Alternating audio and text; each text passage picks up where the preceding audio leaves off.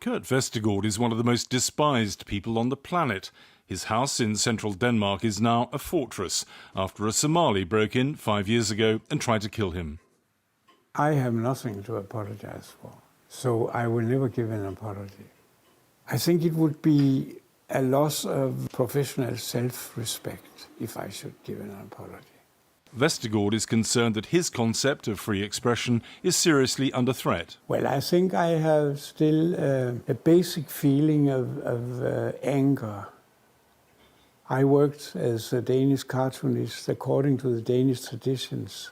I had done nothing wrong. I think it's a cartoonist's, a satirist's job to criticize those in power. Riots broke out across the Muslim world in 2006 as word of the cartoons spread. The Danish embassy in Beirut was set on fire and more than 200 people were killed worldwide. At Copenhagen's most influential mosque, Imran Shah, spokesman for the Islamic Society, makes it clear there will never be compromise over the cartoons. We don't accept the cartoons as a picture or caricature or anything of the Prophet ﷺ, but the very notion of connecting bombs with the religion of Islam, with the very acknowledgement of Islam, where you propose that there is no God but God, and the last messenger of a God sent to this earth was the Prophet Mohammed. Connect that with a bomb. That's a very immature and uncivilized way of starting the debate and discussion. We're not here to suspend freedom of speech, but we're here to discuss how to use it. Now, if you want to start a dialogue or debate or critical discussion about religion, then let's do that on a platform out of respect and honor, instead of ridiculing or marginalizing an already marginalized minority within these societies. Another key figure in the cartoon story, living life in the shadows, is Flemming Rosa, the culture editor who commissioned the 12 drawings. He'll spend the rest of his life under guard. There were watchful eyes present when we met in Copenhagen's main park. I think free speech is in bad standing. I don't think that the key threat comes from Islamists, but I think the key challenge to free speech comes within our own culture, that too many people don't believe in the value of free speech. In order to save the social peace in a multi-religious and multi-ethnic and multicultural society, Muslims need to work out, a new concept of blasphemy and apostasy.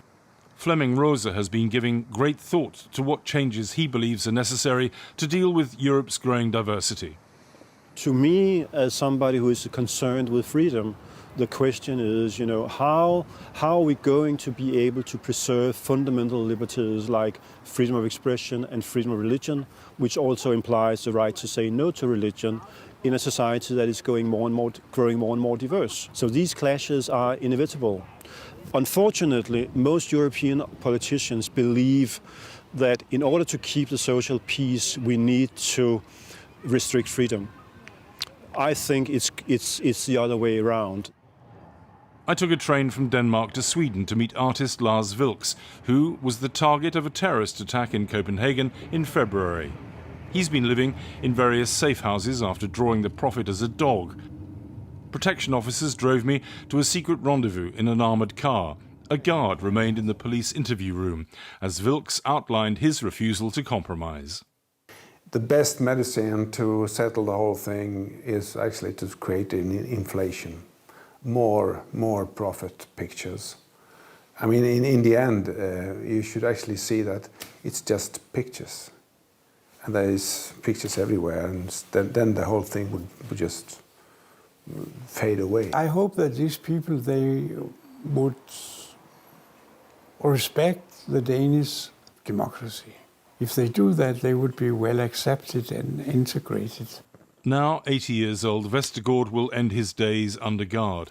How will history regard him? As a principled fighter for traditional Western values, or a man out of sync with the new realities of a changing Europe?